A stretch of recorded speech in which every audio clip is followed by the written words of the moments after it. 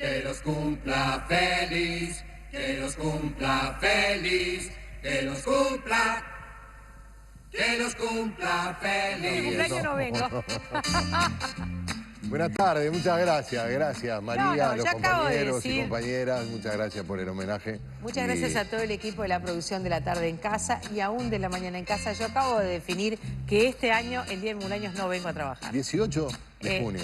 20. 20, le erré. Yo sabía que si era el 19. Sí, Artigas en el medio. Y Claro, ahí está, 20 de Le digo que junio. acabo de decidir que no vengo a trabajar el día de mi Bueno, cumpleaños. además ponerme un lemon pie adelante es como... Es para saludar a su mamá. Es cierto que ya Que debe estar cumple preparando. años igual que usted. Sí, pero ella no de hoy. madre. No, Claro, claro, la sí. maternidad es más importante que su propio cumpleaños, Exactamente. seguramente.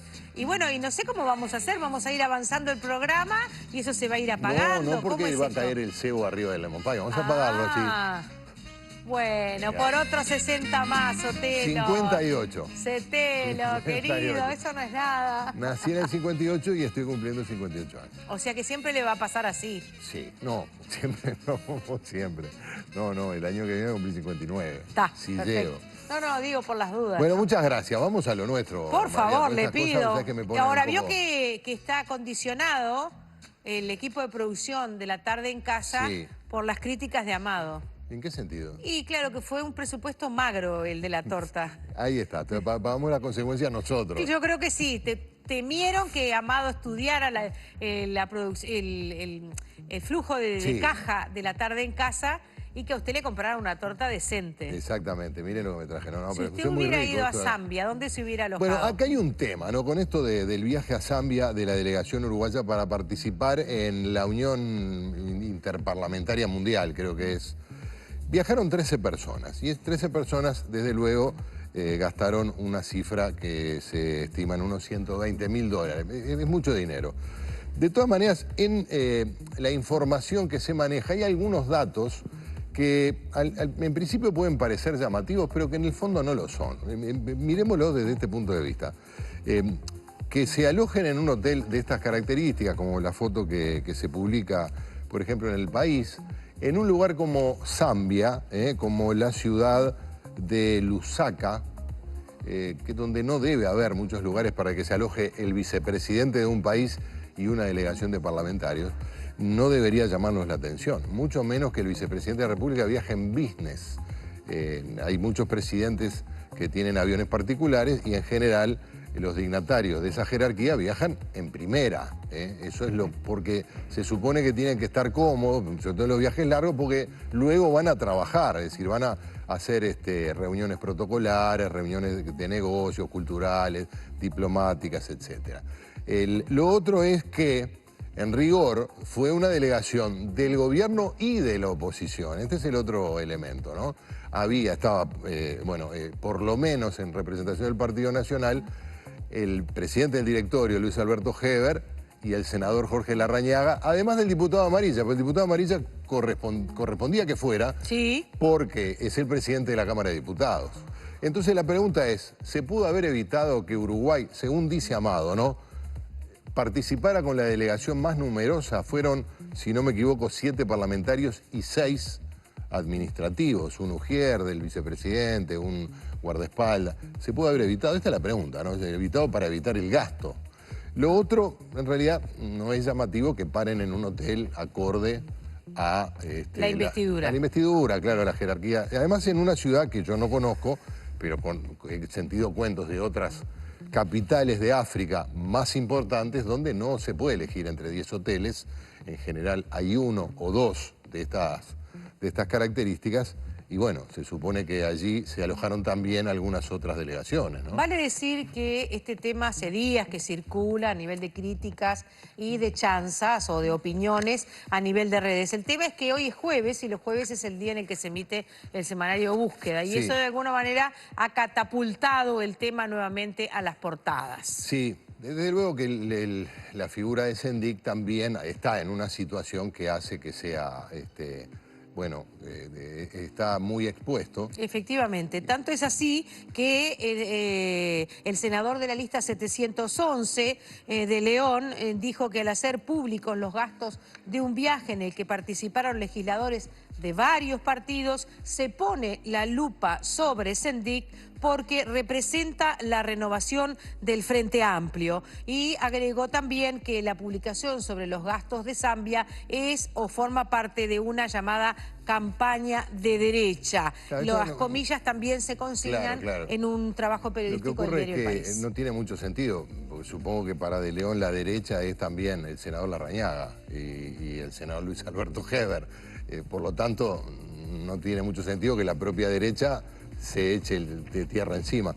La pregunta, reitero, desde mi punto de vista, es si se pudo haber hecho una delegación más numerosa, sobre todo porque una de las líneas de trabajo en materia de austeridad en el gasto del presidente de la República, desde el momento que asumió, fue decir, muchachos, todos los que quieran viajar, quiero yo ser el que apruebe los viajes a nivel del Poder Ejecutivo. Es decir, una señal muy fuerte de austeridad. Este es otro poder del Estado, pero de repente, habida cuenta de la situación en la que estamos y de que el presidente Mujica marcó una señal de austeridad, si no se podía haber acompañado. Lo otro se llama política, es decir, cada uno... Y zafra. Claro, política y zafra, ¿verdad? Es cierto, sí. Hablando de zafra y saliendo fuera de fronteras, pero volviendo a las nuestras, la zafra es la de Lázaro Báez y la cantidad de propiedades que están siendo visibilizadas ahora desde el aire, también en la República Argentina. Se presume entonces que en esos movimientos de tierra que se estaban identificando desde el aire, ahora perros entrenados en rastrear dinero podrían encontrar bolsos que supuestamente, conteniendo dinero, habían sido enterrados para ser escondidos.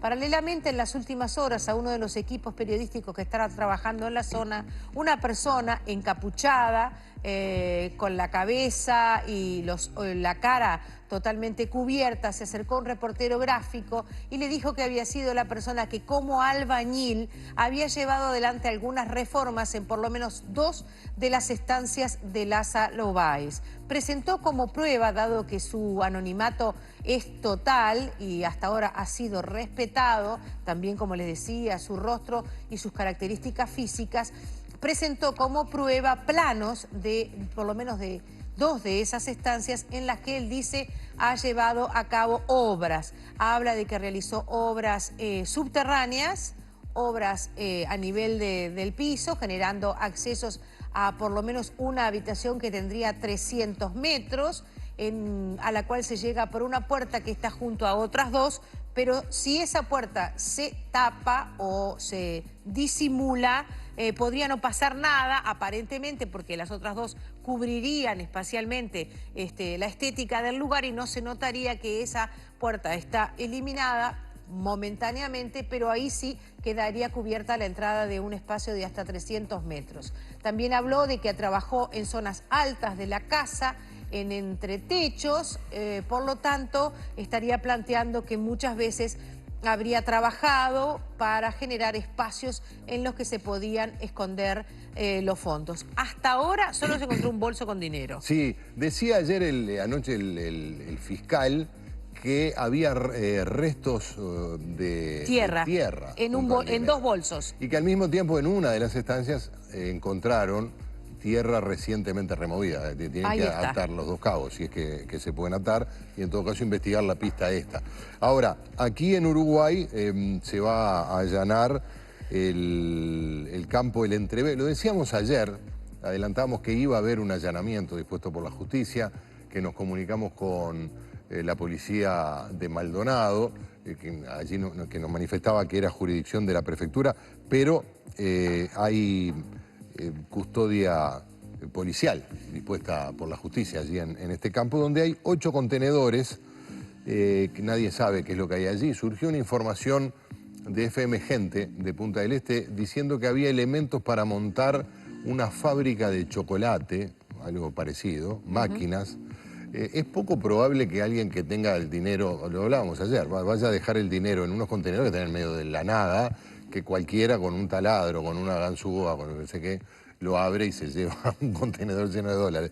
De todas maneras, bueno, quieren ver qué es lo que hay en estos contenedores que están en la zona de José Ignacio y que fueron adquiridos por, bueno, toda esta trama de de testaferros y de campos y de distintas cosas que pertenecen a Lázaro Báez y que según la denuncia forma parte de una organización que integraba o que lideraba de algún modo el expresidente Néstor Kirchner.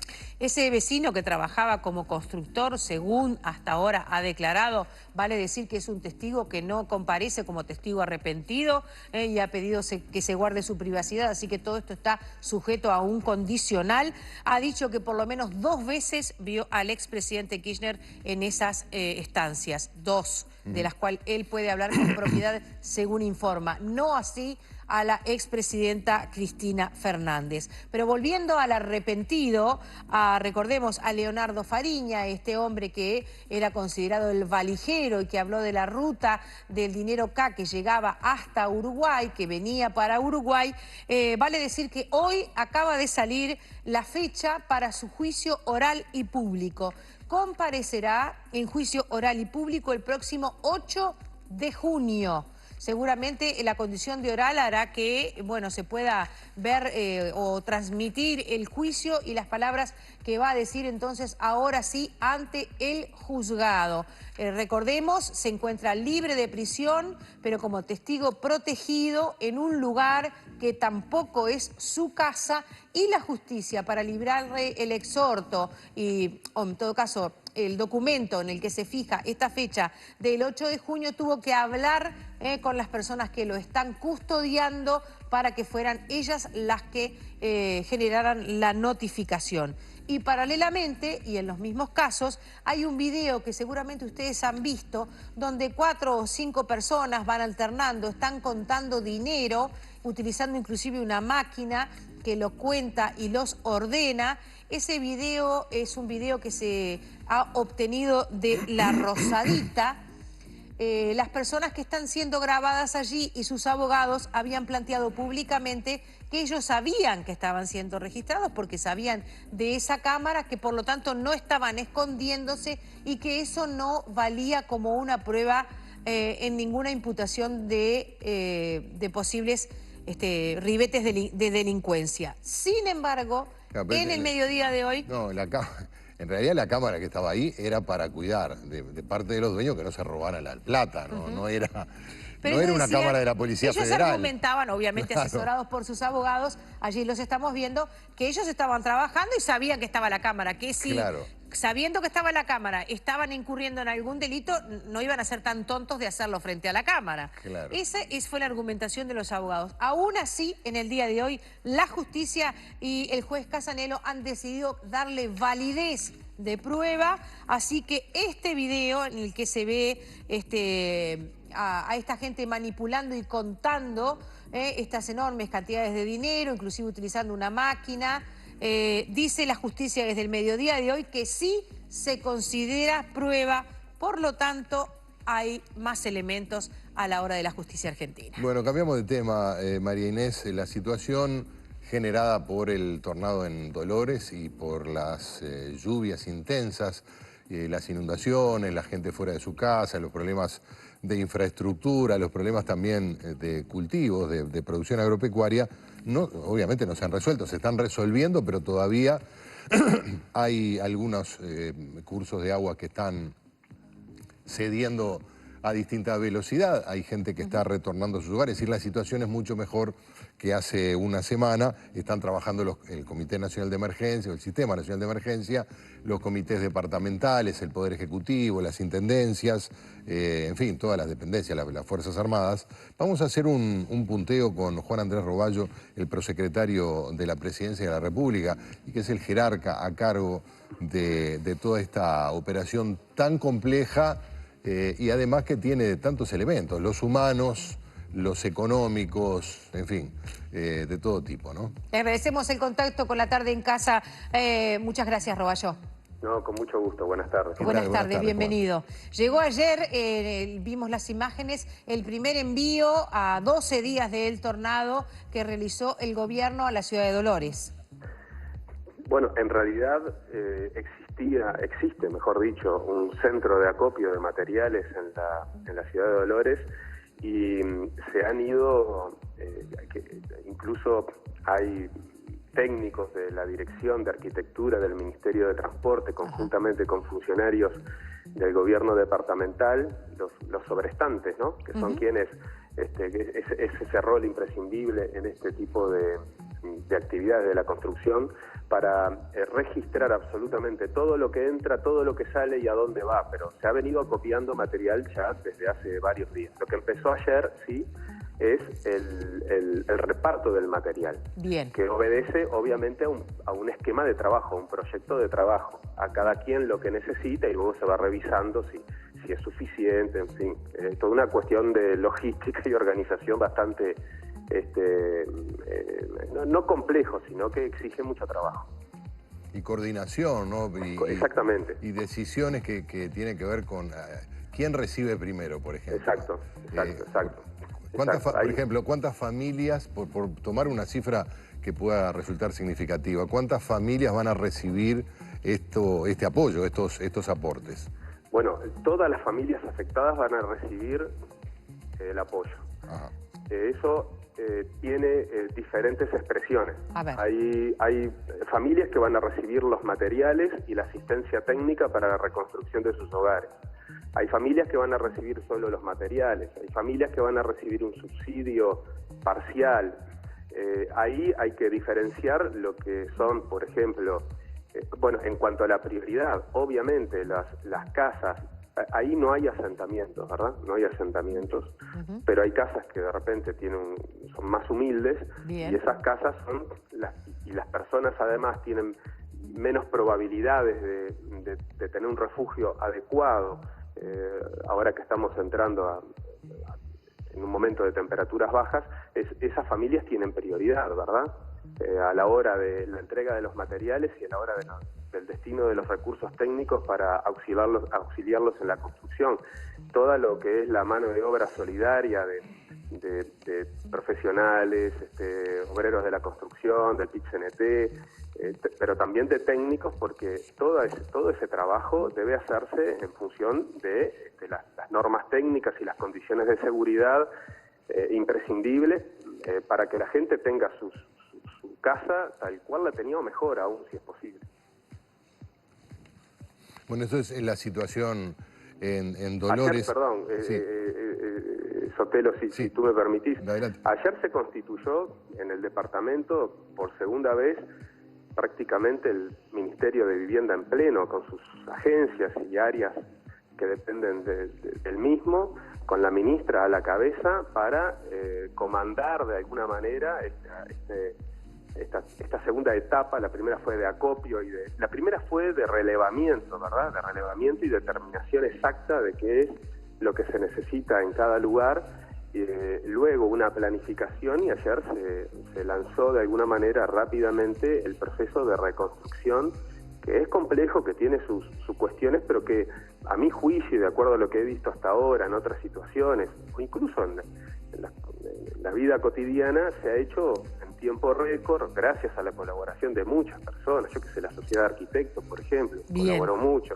Entonces ayer se lanzó la reconstrucción material, digamos, ¿no? Efectiva, se repartía el material, se empezaba la reconstrucción, y también a administrar las diferentes expresiones de ese aporte que es del Estado y que es también de todos los uruguayos que quisieron colaborar con el departamento de Dolores en la reconstrucción de las viviendas de la gente, ¿no? Prosecretario, la señora ministra Eneida de León informó que firmó el traspaso de 90 millones de pesos para atender la emergencia habitacional inmediata. ¿Qué es eso exactamente?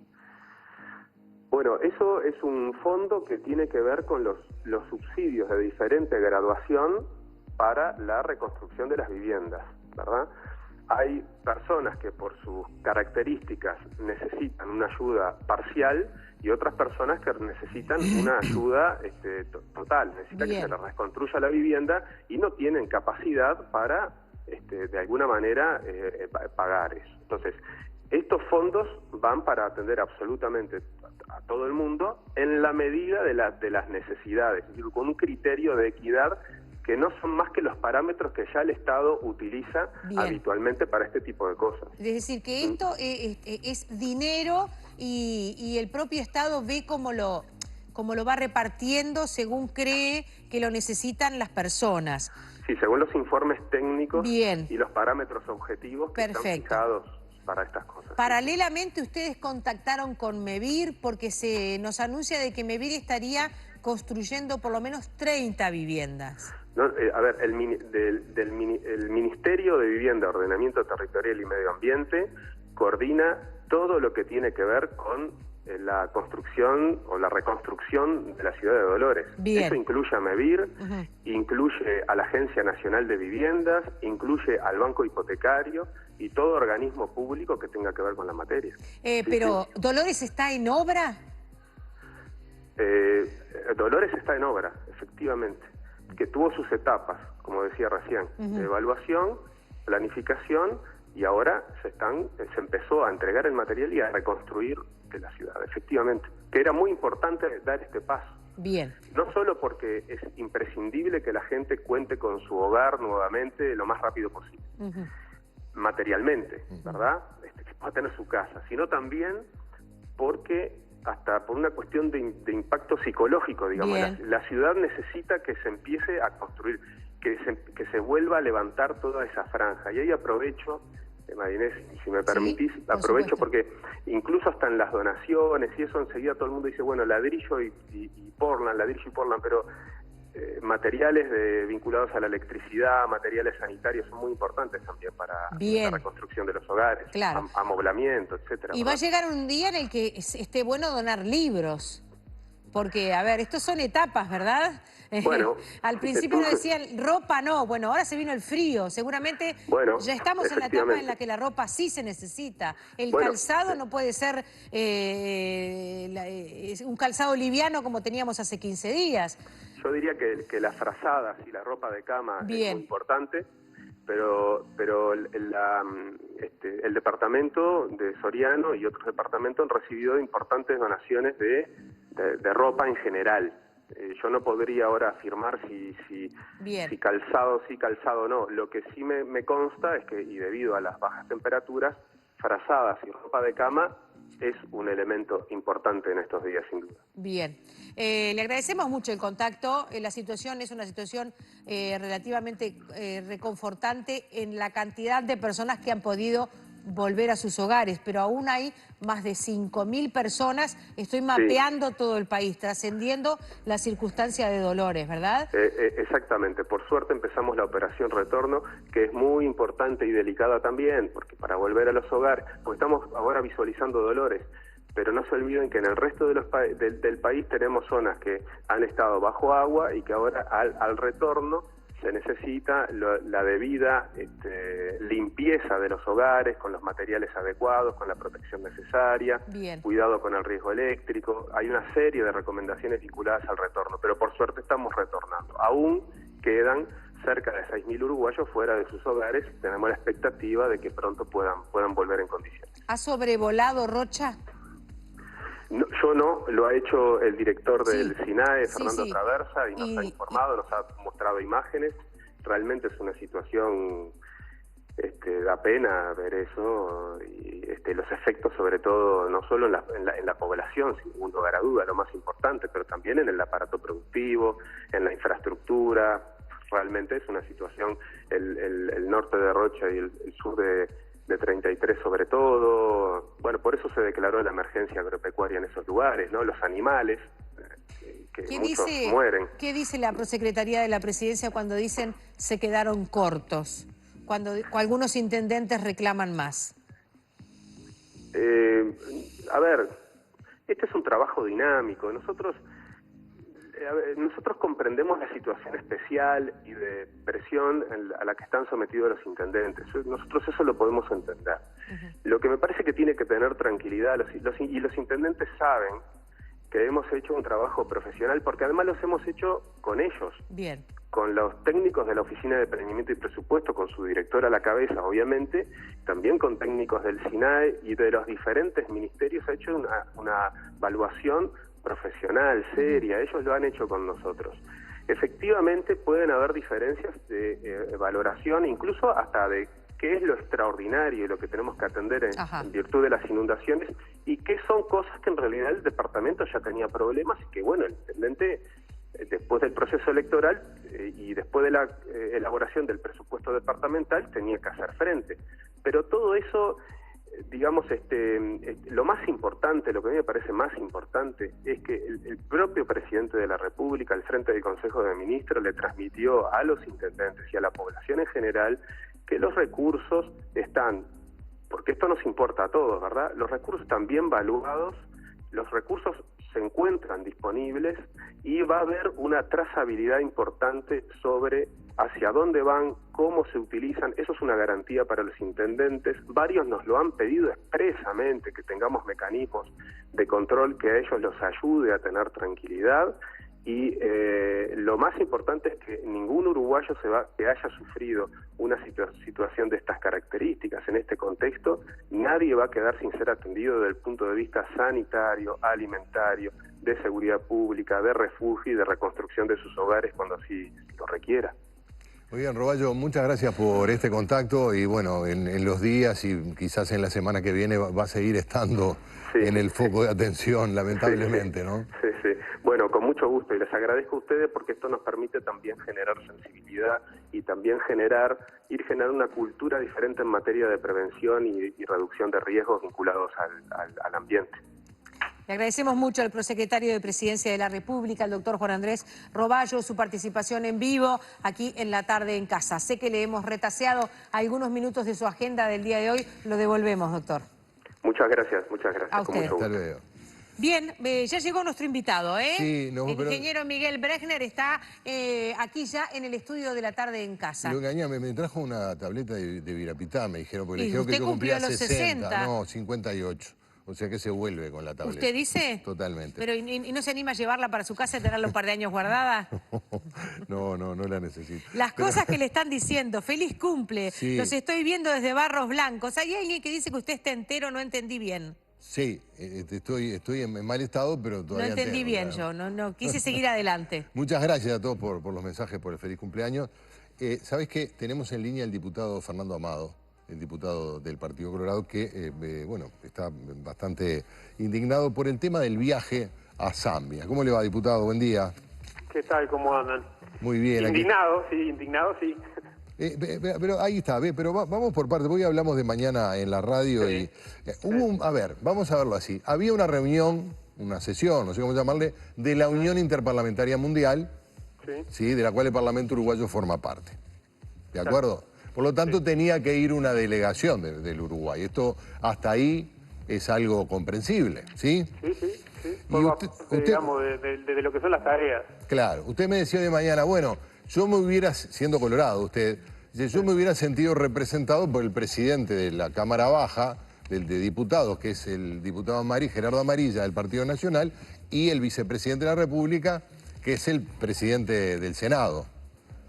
Sí, es decir, del momento que van nada más y nada menos que las máximas jerarquías de ambas cámaras, el presidente de la Cámara de Diputados y el presidente de la Cámara de Senadores, y además uno integrante del gobierno, del Frente Amplio, y otro integrante de la oposición, podría haberme sentido identificado, sí.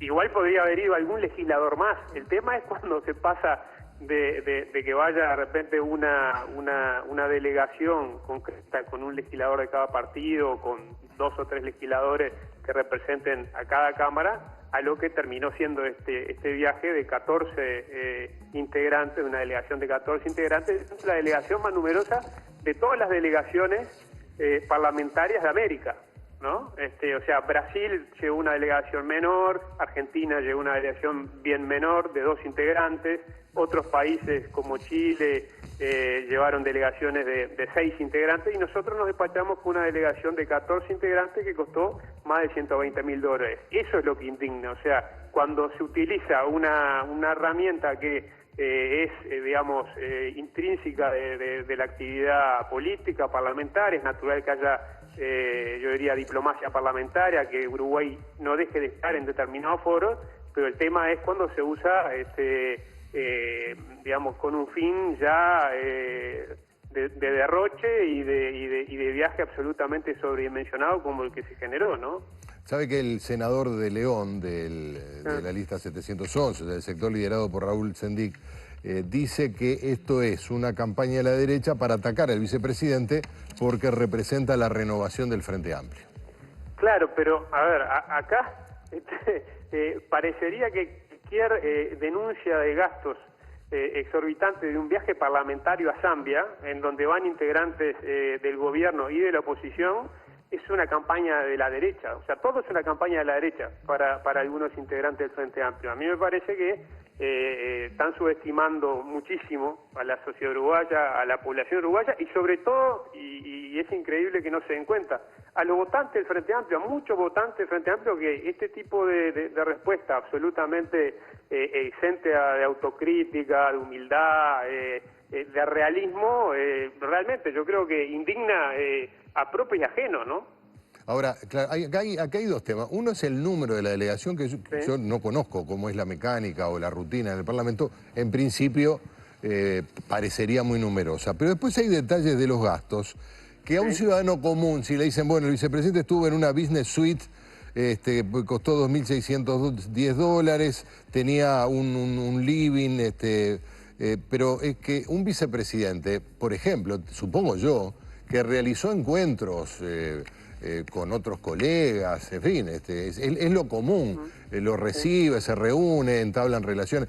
Eso no me parece que sea grave, lo mismo que viajar en business hasta Zambia para un vicepresidente de la República, no sé, eso no, en lo personal, no me parecería que fuera tan grave, porque además sí, son caros los viajes y los hoteles de este tipo también son caros, pero menos no se podía pensar que gastara.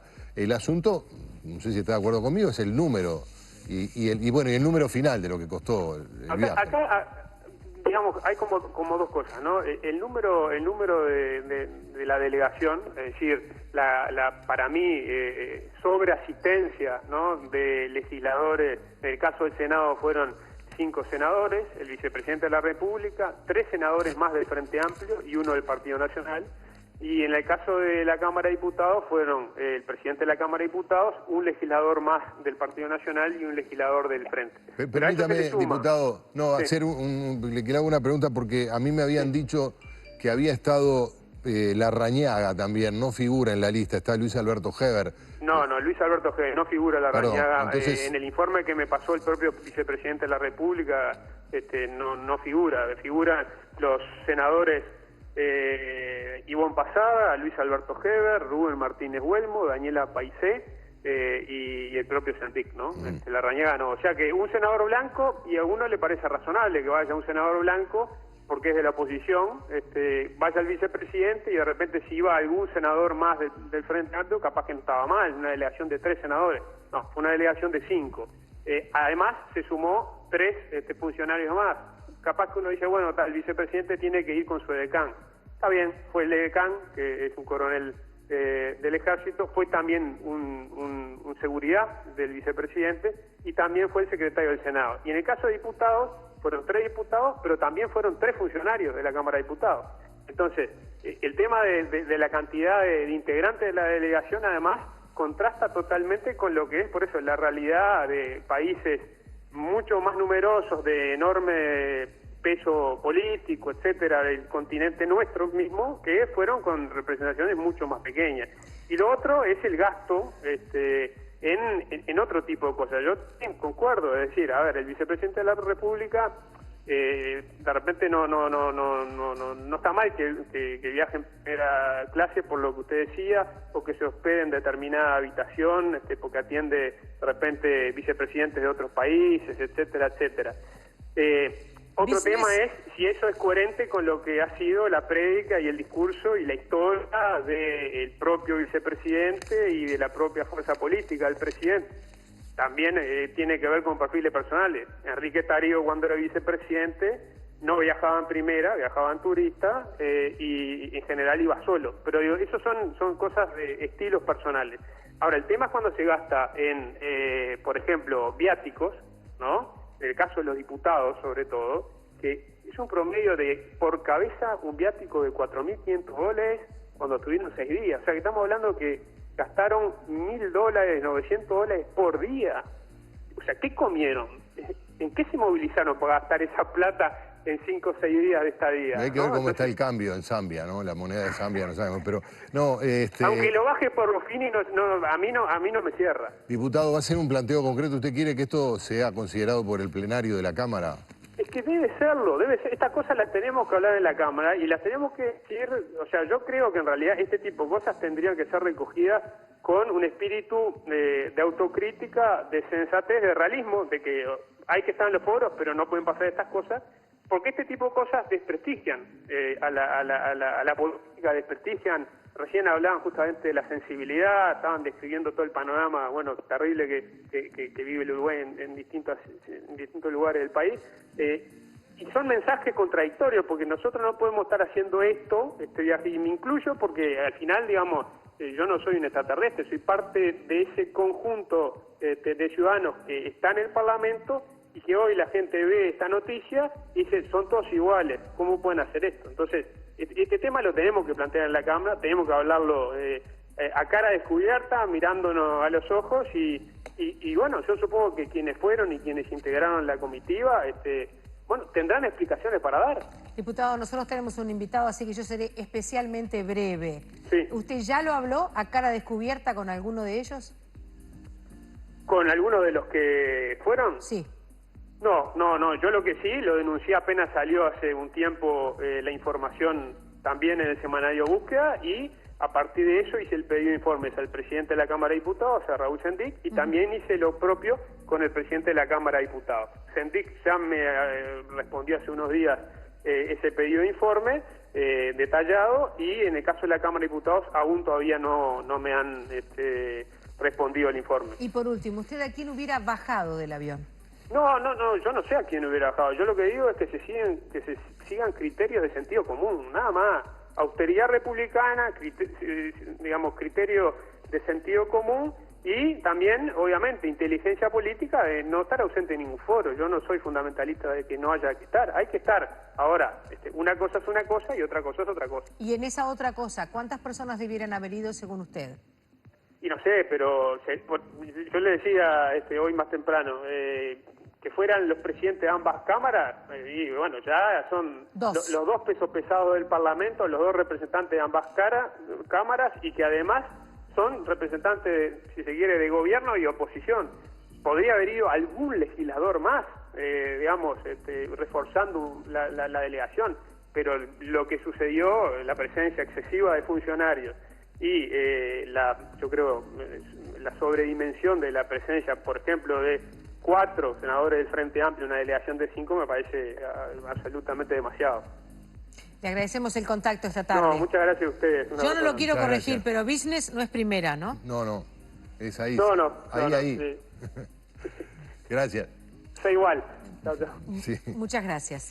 Bueno, nos vamos a un consejito de salud y flora y luego de él nos reencontramos para recibir a nuestro invitado. Acaba de llegar al país, creo que vino desde el aeropuerto directamente al estudio para estar con ustedes y con nosotros. ¿Se habrá sacado fotos en la Argentina? Seguro que sí, porque él tiene un otro yo muy de fotógrafo. Pero digo porque una de las aplicaciones... Fotógrafo y runner, es corredor. Runner, sí, pero estoy hablando de que una de las aplicaciones que más se vio utilizada en las laptops de Ibirapitá, las tablets, es la de sacar fotos. Mirá.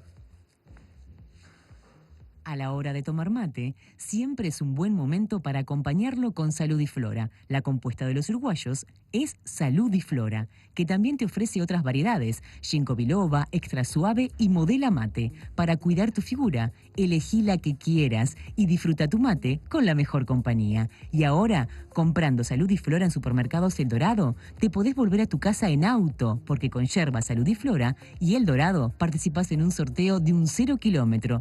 Toma mate con Saludiflora, el mate por naturaleza.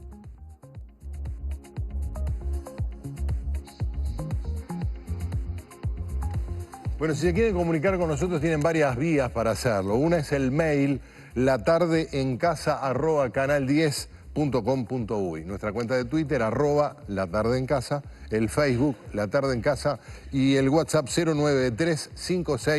093-566355 para mandarnos, bueno, me pueden mandar mensaje de voz también, fotos, yo qué sé, pero sobre todo mensaje de texto. En el día de hoy, todos saludos de cumpleaños. Y le han Bueno. salido una cantidad de tocayos. ¿Sabe que alguien más que cumpla Tocayo, hoy? pero viste que uno dice tocayo, tocaya de fecha. De fecha. Dice, qué lindo, me cantaron también a mí el que lo cumpla feliz. Sí, ¿A por usted supuesto. y al No, a senador ella, Bordaberry le cantaron hoy? Somos varios del 28. ¿Ah, sí? Es el senador Bordaberry, Yamandú Palacios, el compositor. Por cierto. Numa Moraes, otro músico también. Ahí O sea que usted varios está en la ilustres. política y en la música por el día. Me muero. Obligado. Exactamente, Volvemos en sí. instantes. Vuelven las clases, que no vuelvan los gérmenes. Usa Lisoform todos los días en mochilas, útiles y todo lo que tu hijo lleva al colegio, eliminando el 99,9% de virus y bacterias. Lisoform, desinfecta lo que no ves, cuida a los que querés.